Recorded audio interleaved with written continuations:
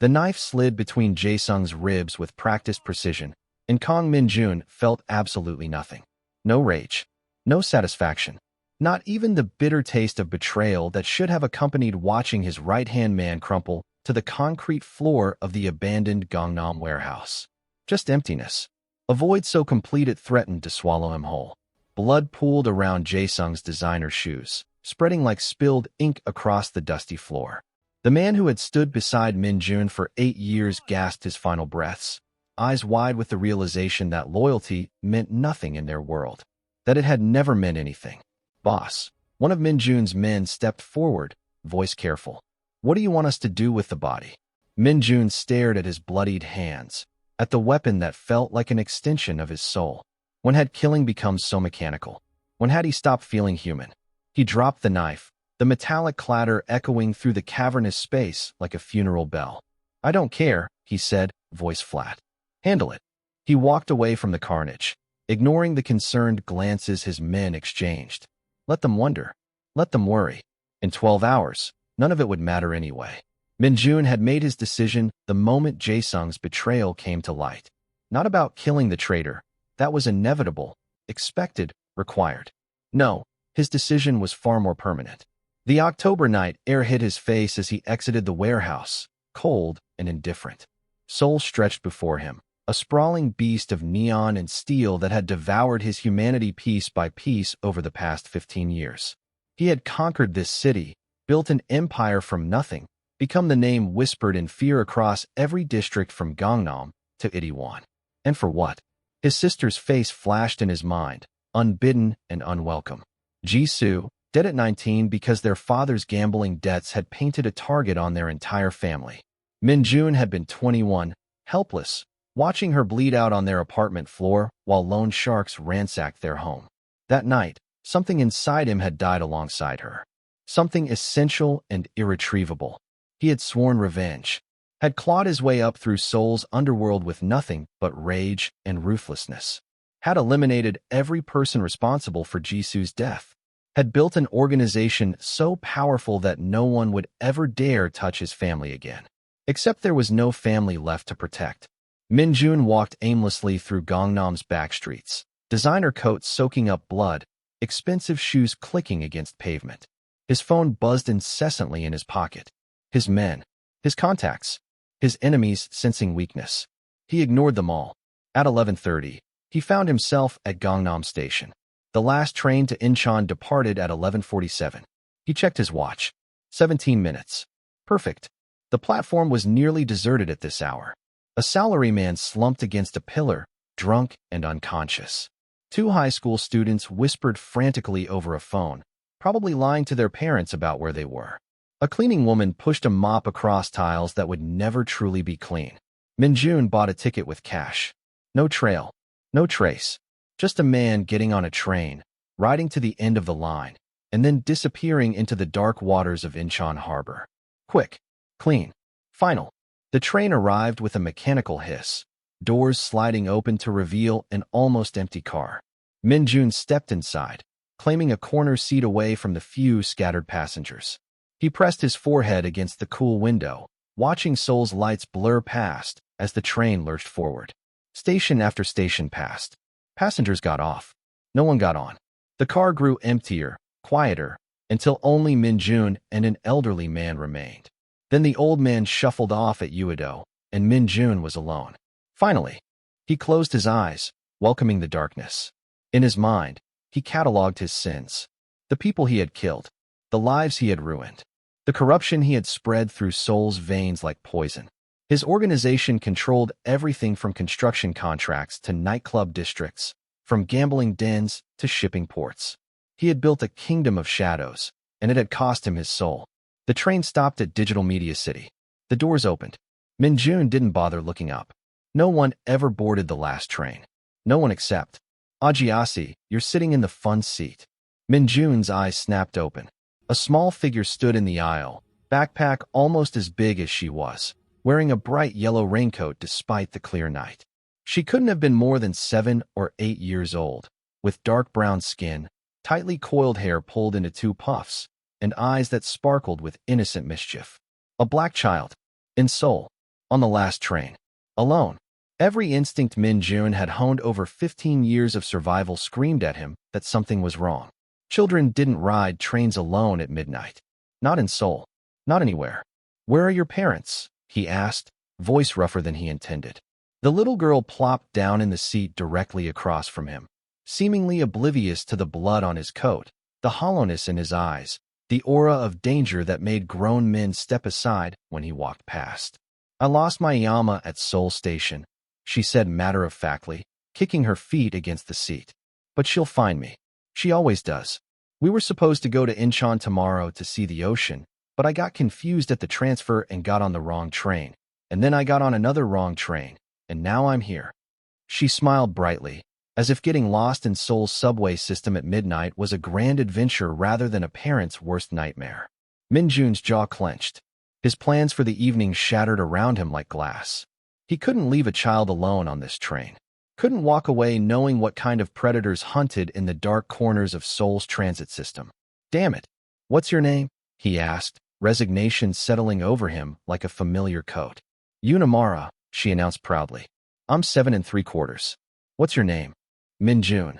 "That's a strong name," Amara said, nodding sagely. "My Iyama says names have power. She says my name means eternal, and that I'm going to live forever and ever and change the world." She paused, studying him with unsettling intensity. "What does your name mean?" "Virtue and talent," Min-jun said automatically, then nearly laughed at the irony. "Virtue? What a joke. That's a good name too," Amara decided. She reached into her backpack and pulled out a worn stuffed rabbit, gray and threadbare from obvious affection. "This is Taki. He's my best friend. Do you have a best friend?" "No. That's sad," Amara said with such genuine sympathy that something cracked in Min-jun's chest. Everyone needs a best friend. Even grown-ups. Especially grown-ups, because grown-ups always look so tired and sad. The train lurched forward, heading toward the next station. Min-jun glanced at the route map above the doors. They were heading away from Seoul Station, away from where this child's mother was presumably searching frantically. Every minute on this train took Amara farther from safety. "We need to go back," Min-jun said, standing abruptly. "Your mother is looking for you." "Okay," Amara agreed easily, hopping down from her seat. She reached up and grabbed his hand with complete trust, her small fingers wrapping around two of his. Min-jun froze. No one touched him voluntarily. No one had touched him with anything but fear or calculation in years. Her hand was warm and small and trusting, and it burned like a brand against his blood-stained skin. The train pulled into Hongdae Station, and Min-jun led Amara onto the platform, still holding her hand because she refused to let go. She chattered constantly as they walked, pointing at advertisements and asking questions about everything from why the vending machines glowed to whether he thought pigeons could read Korean. "Ajiasi, you're bleeding," Amara said suddenly, stopping in the middle of the platform. Min-jun looked down at his knuckles, where Jae-sung's teeth had split the skin. Blood had dried in dark rivulets across his fingers. He had forgotten about it entirely, too numb to register pain. "It's nothing," he said, trying to pull his hand away. But Amara held firm, digging through her backpack with her free hand. She produced a small box of cartoon character Band-Aids, selecting one with a smiling bunny. "My Yama says we always help people who are hurt," she said seriously, peeling the wrapper off with careful concentration. "Even strangers. Especially strangers, because strangers are just friends we haven't met yet." She stretched up on her tiptoes, and Min-jun found himself kneeling automatically so she could reach his hand. Her small fingers were gentle as she applied the Band-Aid, smoothing it down with the solemnity of a surgeon completing a delicate procedure. "There," she announced. "All better." Taki helped. "He's very good at making people feel better." Min-jun stared at the ridiculous Band-Aid on his hand, at the cheerful bunny grinning up at him from skin that had just killed a man. Something hot and painful lodged in his throat. When was the last time anyone had shown him simple kindness? When was the last time anyone had touched him without wanting something in return? "Thank you," he managed, voice rougher than broken glass. "You're welcome," Amara said brightly. "Now we should find my Yama before she gets too worried. She worries a lot. She says it's because she loves me so much that her heart can't help but worry." They descended into the transfer tunnels, heading toward the line that would take them back to Seoul Station.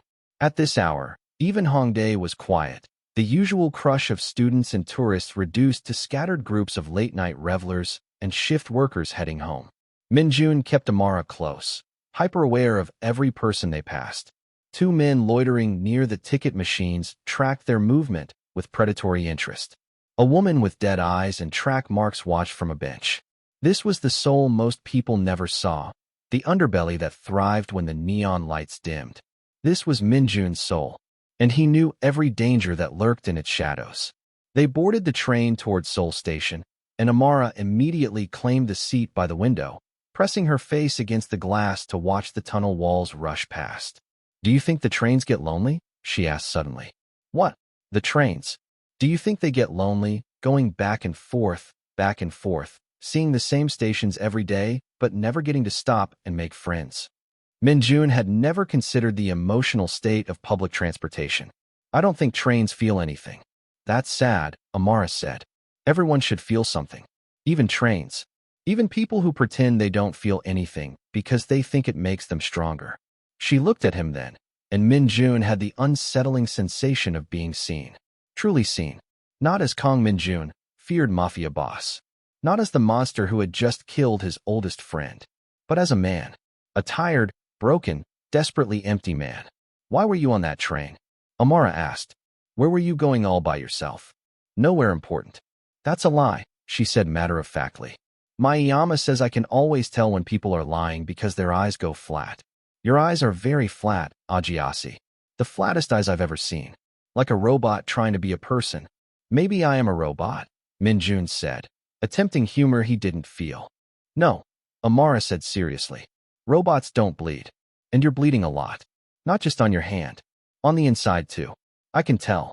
The train lurched, and Amara lost her balance, tumbling forward. Minjun caught her automatically, steadying her with hands that had taken countless lives, now cradling something infinitely precious. "Thank you," she said, settling back into her seat. "You're very good at catching people. Do you have kids?" "No." "Do you want kids?" "I never thought about it." "You should think about it," Amara advised. "Kids are great. We ask important questions and make you see things differently. My Iyama says I changed her whole life. She was sad before she adopted me, and now she's happy. Well, mostly happy. Sometimes still sad. But that's okay because people can be both things at the same time." "Your mother adopted you?" Minjun asked, pieces clicking into place. "Yes.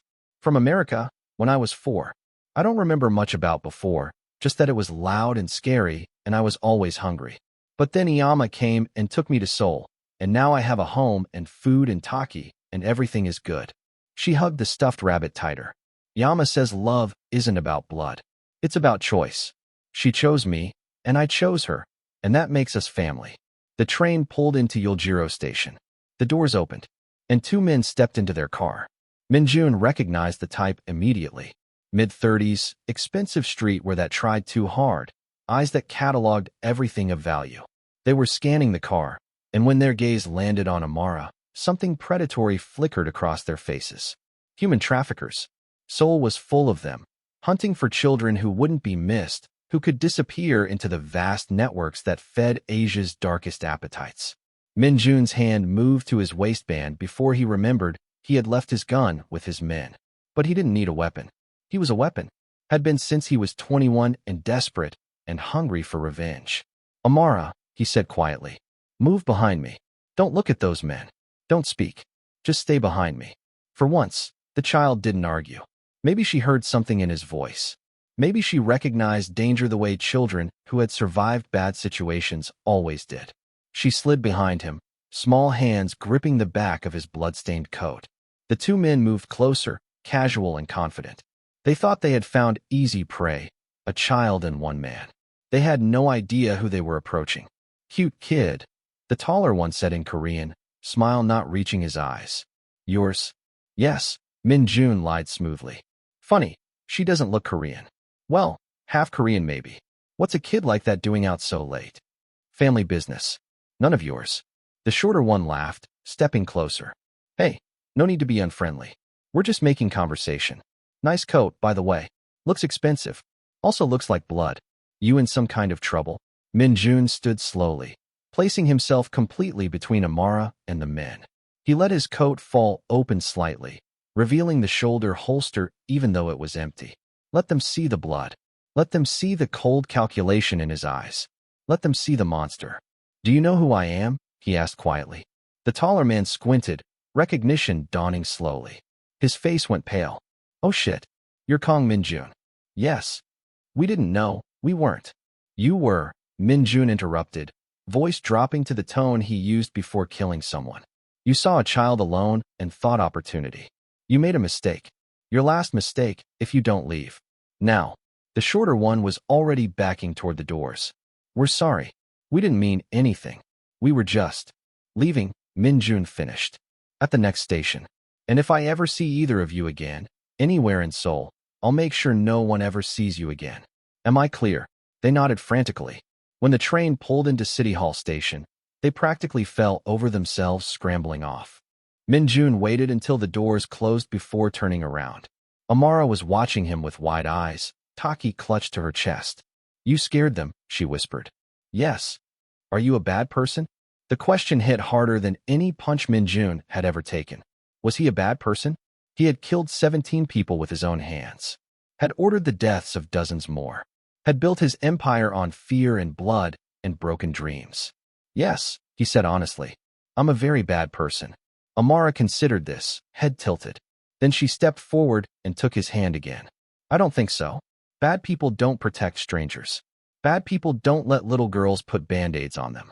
Bad people don't have flat eyes that are trying so hard not to cry. Min-jun's breath caught in his chest. No one had accused him of wanting to cry in 15 years. No one had looked past the monster to see the man still trapped somewhere inside, drowning in regret and self-hatred. You don't know anything about me, he said, but the words came out wrong, too soft, too broken. I know you caught me when I fell, Amara said simply. I know you're taking me back to find my Yama, even though you look really tired and sad. I know those men were scared of you, but you didn't hurt them. You just made them leave. That's what heroes do. I'm not a hero, Min-jun said firmly. I'm the villain in every story. I've done terrible things. Things that would give you nightmares. Everyone does bad things sometimes, Amara said with the confidence of a child who had never had to make impossible choices. My Yama says what matters is what you do next. Do you keep doing bad things, or do you try to do better? The train continued its journey toward Seoul Station, and Min-jun found himself unable to answer. What came next? An hour ago, he had known exactly what came next. The end of the line. The cold water. The final silence. But now there was this child holding his hand, looking at him like he was capable of redemption, and he didn't know anything anymore. Why were you really on that train, Ajiasi? Amara asked again, gentler this time. You said nowhere important, but your eyes said somewhere final. Min-jun sank into the seat across from her, suddenly exhausted beyond measure. The adrenaline from the confrontation was fading, leaving only bone-deep weariness. He should lie, should deflect, should maintain the wall he had built between himself and every other human being. But this child had walked through his defenses like they were made of paper, had seen him, really seen him, and maybe, just maybe, he owed her honesty. I was going to disappear, he said quietly. Tonight was supposed to be my last night. Amara's eyes filled with tears immediately. You were going to die? Yes. But why? You're not old. You're not sick. Why would you want to die? Because I'm tired, Min-jun said, surprised by his own honesty. Because I've spent 15 years becoming someone I hate. Because everyone I ever loved is dead, and everyone I meet now only sees a monster. Because I don't remember how to be human anymore. Amara was crying now, tears streaming down her round cheeks. She stood up and crossed to his seat, climbing onto the bench beside him. Then she wrapped her small arms around him as far as they would go, pressing her face against his blood-stained coat. Don't die, she whispered. Please don't die. The world needs you. The world would be better without me. No, Amara said fiercely, pulling back to look at him. That's not true. You saved me tonight. Those bad men wanted to hurt me, and you stopped them. If you died, who would have saved me? And tomorrow, someone else might need saving. And the day after that. You can't die just because you're tired and sad. You have to stay and do better things. I don't know how to do better things, Min-jun admitted.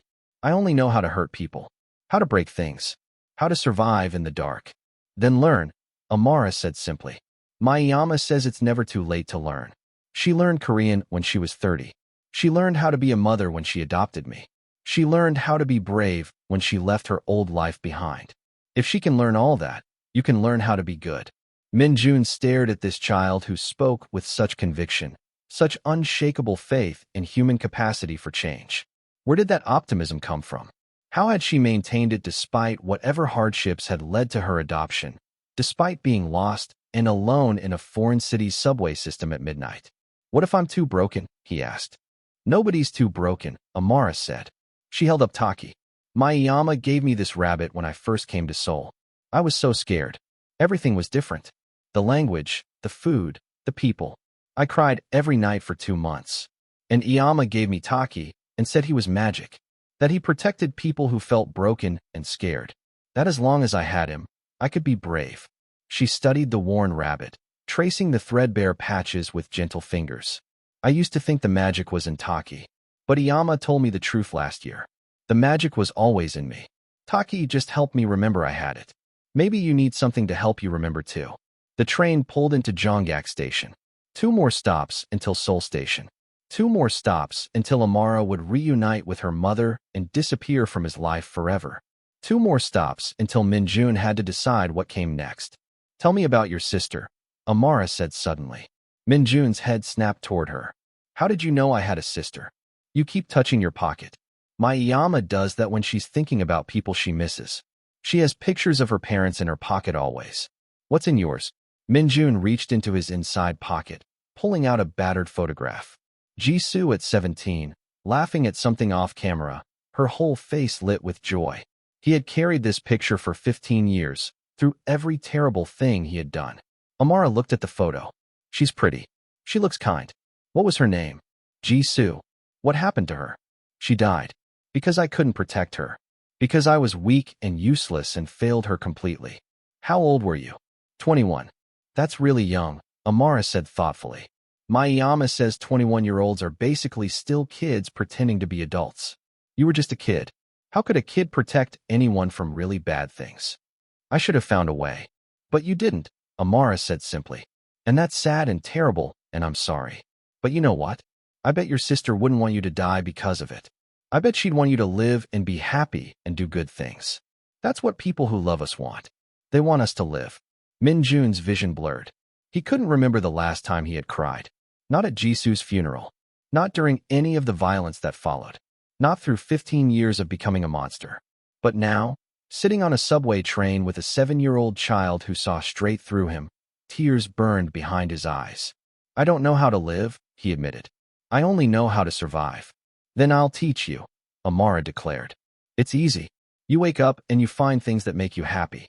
Like, I'm happy when I eat hotdog, and when I draw pictures, and when my Iyama reads me stories, and when I see dogs. What makes you happy? Min-jun tried to remember. Happiness felt like a foreign concept, something other people experienced. I don't know. That's okay. We'll figure it out together. Oh, the train is stopping. This is Seoul Station. We're going to find my Iyama. The doors opened onto the massive hub of Seoul Station, still busy despite the late hour. Amara grabbed Min-jun's hand and pulled him onto the platform, her earlier fear completely forgotten in her excitement. Iyama is really tall, Amara explained as they navigated through the crowds. And she has long black hair. And she wears a blue coat. And she's probably crying because she always cries when she's worried. And she'll hug me really tight and say, Amara, you scared me half to death. But she won't be mad because she never stays mad. They made their way to the station's main concourse. Min-jun's phone buzzed again in his pocket. His men were probably frantic by now. His absence would have caused ripples through Seoul's underworld. Rivals would be sensing opportunity. Allies would be questioning loyalty. His entire organization could be fracturing while he held hands with a lost child in a train station. He didn't care. For the first time in 15 years, his empire seemed less important than this moment. This child, this small, fierce, impossibly optimistic child who had somehow convinced him that maybe, just maybe, he didn't have to die tonight. There, Amara shrieked, pointing across the concourse. Yama. A woman stood near the customer service desk, phone pressed to her ear, face streaked with tears. She was tall and elegant even in her distress, wearing a blue coat exactly as Amara had described. The moment she saw Amara, her phone clattered to the floor. Amara.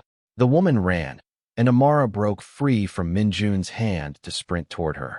They collided in the middle of the concourse, the mother dropping to her knees and wrapping her daughter in her arms, sobbing openly. Minjun stood at a distance, watching the reunion. The mother held Amara like she was the most precious thing in the universe, rocking back and forth, whispering what sounded like prayers mixed with scoldings mixed with declarations of love. Other travelers stopped to watch, smiling at the obvious relief and joy of a mother finding her lost child. Minjun turned to leave. His job was done. Amara was safe. He could slip back into the shadows where he belonged, back to his empty apartment and his fractured organization and his plans for. Wait. Amara's voice cut through the noise of the station. She pulled away from her mother and ran back to Minjun, nearly tripping over her own feet in her hurry. You can't leave yet, she said breathlessly. You have to meet my Yama properly. And we have to make sure you're okay. And you have to promise me something. Amara, her mother called, hurrying over. She was younger than Minjun expected, maybe 37 or 38, with intelligent eyes that were now red from crying. She reached them and immediately placed a protective hand on Amara's shoulder, studying Minjun with a mixture of gratitude and wariness. Thank you for keeping my daughter safe, she said in Korean, bowing slightly. I'm Dr. Yoon Ji-hai. I've been searching for her for 2 hours. The police were about to issue an alert. I thought, her voice broke. I thought I'd lost her. I'm fine, Iyama, Amara said quickly. Minjun Ajiasi protected me. There were bad men on the train, and he scared them away. And he let me put a band-aid on his hand. And he told me about his sister. And he's very sad, but he's trying not to show it. Ji-hai's expression shifted as she really looked at Minjun. At his expensive coat. At the bloodstains he hadn't bothered to hide. At the emptiness in his eyes. And then recognition flickered across her face, followed immediately by shock. You're Kong Minjun, she said quietly. Minjun tensed. So she knew. Of course she knew. Anyone who read the news in Seoul knew his name, knew his face, knew what he represented. She would take Amara and run now. Would warn her daughter to stay away from monsters. Would teach her that some people couldn't be saved. I am, he confirmed. Ji-hai looked at her daughter, then back at Minjun. You're the man they call the king of Gangnam. The newspapers say you control half of Seoul's underworld. They say you're dangerous, ruthless, that politicians and police commissioners are terrified of you. Also true. And yet you spent the last 2 hours protecting my daughter. You could have left her on that train. You could have ignored her. But you didn't. Ji-hai's voice was thick with emotion. Why? Minjun had no answer that would make sense. Because I was on my way to kill myself and your daughter interrupted? Because she reminded me I used to be human? Because for 2 hours, she made me feel like someone other than the monster I've become? She needed help, he said finally. Yama, he saved me, Amara interjected. And now we have to save him. He was going to do something bad to himself. He was going to give up. We can't let him give up. Ji-hai's eyes widened. She looked at Minjun with new understanding, the kind of recognition that came from someone who had stared into darkness themselves. Is that true? Minjun said nothing, which was answer enough. Ji-hai was quiet for a long moment. Then she surprised him by reaching out and placing her hand gently on his arm. I work for an international relief organization. I've been all over the world. I've seen what war and poverty and desperation do to people. I've seen how easy it is to lose yourself when you're drowning in pain. And I've learned that people are far more complicated than the worst things they've done. You don't know the things I've done, Minjun said. No, I don't. And I'm not excusing them. But I know what I saw tonight. I saw a man who protected my daughter when he had no obligation to do so. A man who could have harmed her but chose to help her instead. That matters. It doesn't erase the past, but it matters. Amara tugged on Minjun's coat. You have to promise me something. What? Promise you won't give up. Promise you'll try to do better things. Promise you'll wake up tomorrow and find one thing that makes you happy. Minjun looked down at this child who had somehow burrowed into his chest and planted something he thought had died with Jisoo. Hope. Fragile and painful and terrifying, but undeniably there. I don't make promises I can't keep, he said. Then make a promise you can keep, Amara insisted. Promise you'll try. That's all. Just try. Amara, Ji-hai said gently. Mr. Kong has his own life. We can't. Please, Amara interrupted, tears filling her eyes again. Please promise. Because if you don't, I'll always wonder. I'll always worry that you gave up. And I'll always feel sad that I couldn't help the person who helped me.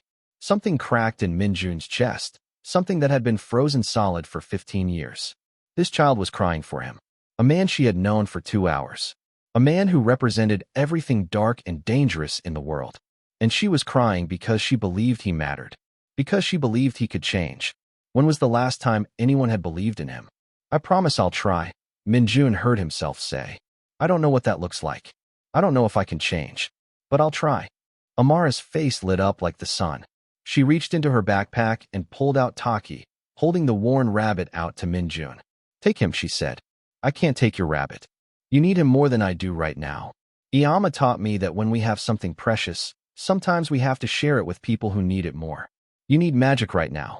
You need something to remind you that you can be brave and good. Amara, that's your special rabbit, Jihai protested gently. I gave that to you when you first came to Seoul. Are you sure?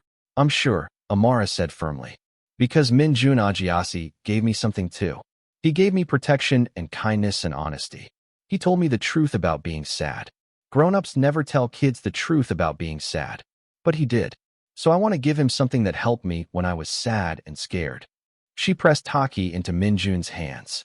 The rabbit was lighter than he expected, worn soft from years of being held and loved. It smelled faintly of lavender and children's shampoo. Taki is magic, Amara explained seriously. He protects people who are scared and reminds them they're brave. But here's the secret, Ajiase. The magic isn't really in Taki. It's in you. It's always been in you. Taki just helps you remember. Minjun's hands trembled as he held the small toy.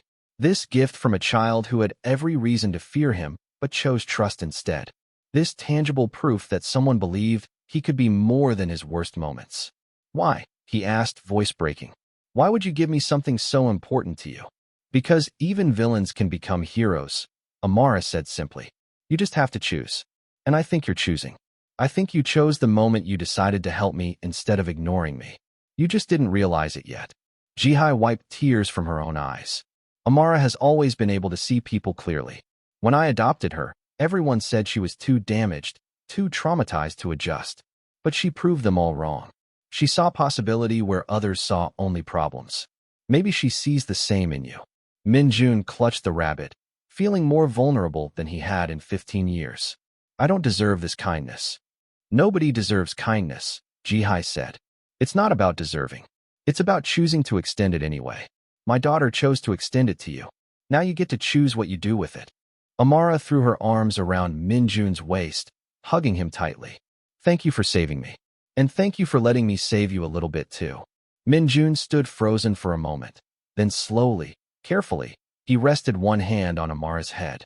When was the last time he had hugged someone? When was the last time physical contact meant something other than violence or transaction? Thank you, he managed. For seeing something in me I thought was dead. Amara pulled back and smiled up at him. It's not dead, just sleeping. Like in the fairy tales. Now you have to wake it up. Jihai handed Minjun a business card. If you ever need help. If you ever want to talk to someone who understands complicated histories and difficult choices. Call me. No judgment. Just support. Minjun took the card, studying the simple design. Dr. Yoon Jihai, International Relief Services, with a phone number and email address. Minjun pocketed the card, knowing he would probably never use it, but grateful nonetheless that it existed. That someone had offered him a lifeline without expecting anything in return. We should go, Jihai said softly. It's very late, and Amara needs sleep. We have a hotel nearby. She looked at Minjun carefully. Will you be all right? The question was loaded with meaning. Would he keep his promise? Would he make it through the night? Would he choose life over the cold waters he had planned to disappear into? I don't know, Minjun said honestly. But I'll try. I promised. That's all anyone can do, Jihai said. She squeezed his arm once more, then took Amara's hand. Come on, sweetheart. Let's go home. Bye, Minjun Ajiase, Amara called, waving enthusiastically. Remember to find one happy thing tomorrow. And take care of Taki. And don't forget you promised. Minjun watched them disappear into the crowd, the woman in the blue coat and the small girl in the yellow raincoat. until he couldn't see them anymore. Then he looked down at the stuffed rabbit in his hands, at the ridiculous Band-Aid on his knuckles, at the blood on his expensive coat that suddenly seemed obscene. His phone buzzed again. He finally answered. "Boss." His lieutenant's voice was tight with stress. "Where the hell are you? It's been 4 hours. The Lee family is making moves. The police commissioner has been calling. Everyone thinks you're dead or arrested or—" "I'm fine," Min-Jun interrupted. "I'll be at the office in an hour. Call an emergency meeting. Everyone. No exceptions." "Boss, what's going on?" "Everything is going to change," Min-Jun said. "That's what's going on." He ended the call and began walking through Seoul Station, past the late-night travelers and homeless people sleeping on benches and convenience store workers restocking shelves. The city continued its relentless rhythm, indifferent to individual tragedies and small miracles alike.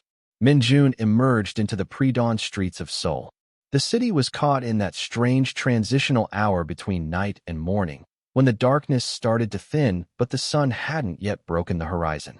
He walked without direction at first, just moving, feeling the weight of Taki in his hands and the weight of his promise settling over him like a new coat. He found himself on one of the bridges crossing the Han River, watching the water flow past in the darkness. This river had claimed so many lives over the years. People who had reached the end of their endurance. People who saw no other way out of their pain. Hours ago, he had planned to join them. But something had shifted. A 7-year-old girl with infinite faith and a worn stuffed rabbit had somehow convinced him that maybe, just maybe, his story didn't have to end in cold water and permanent silence. Min-Jun pulled out his phone and looked at Ji-Hai's business card again. Then he called the number before he could talk himself out of it. It rang 4 times before she answered, voice thick with sleep. "Dr. Yun? Mr. Kong? Is everything all right?" "I don't know. I'm standing on a bridge, looking at water, and I'm trying to remember why I promised to try." There was a pause. Then Ji-Hai's voice came through, clear and certain. "Because a little girl believed you were worth saving. Because somewhere inside you, there's still a 21-year-old boy who loved his sister and wanted to protect her. Because it's never too late to choose differently. Because even one good choice can start to change everything. What if I don't know how to make good choices anymore?" Then you learn. One choice at a time. Start small. Right now, make the choice to step away from that bridge. Can you do that? Min-Jun looked at the water one last time.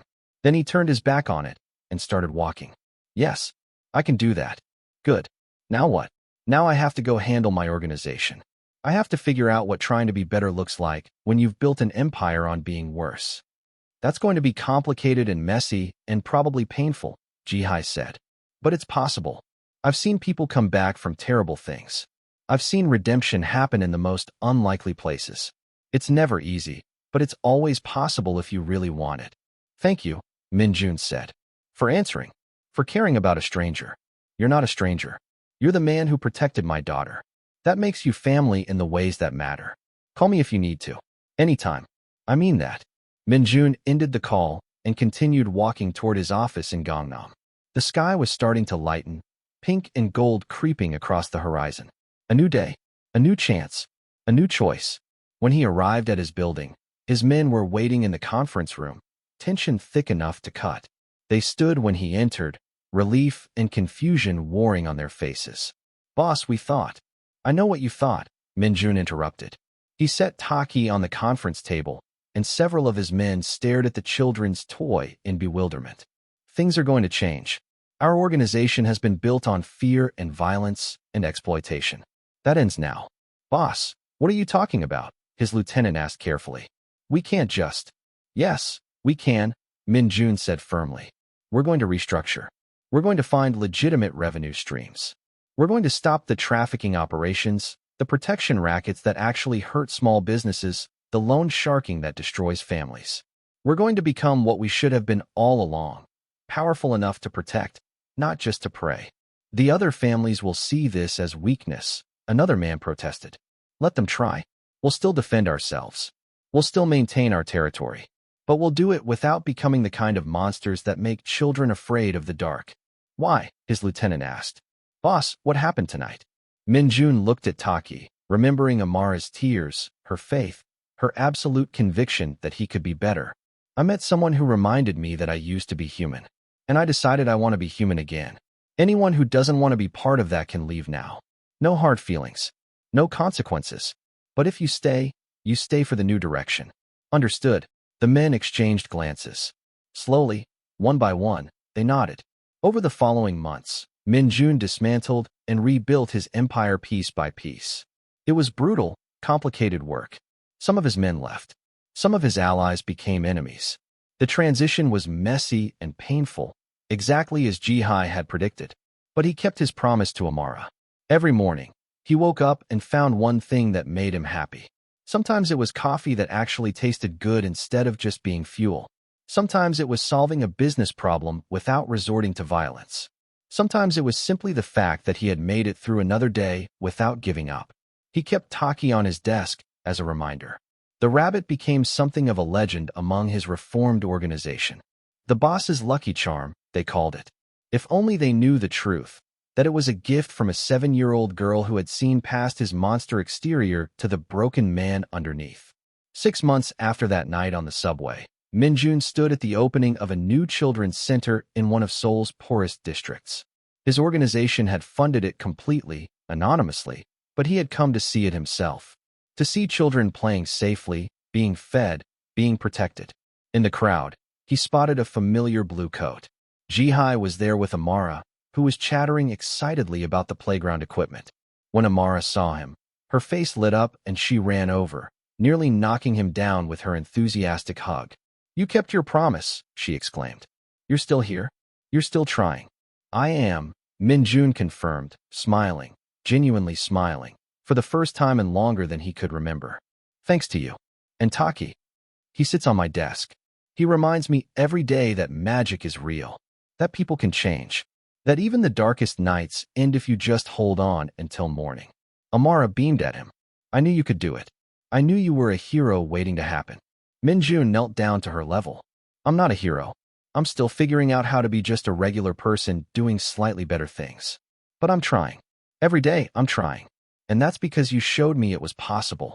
As he watched Amara run back to her mother, as he saw the children playing in the center his organization had built, as he felt the sun warm on his face and the weight of choices made for good instead of evil, Min-jun understood something profound.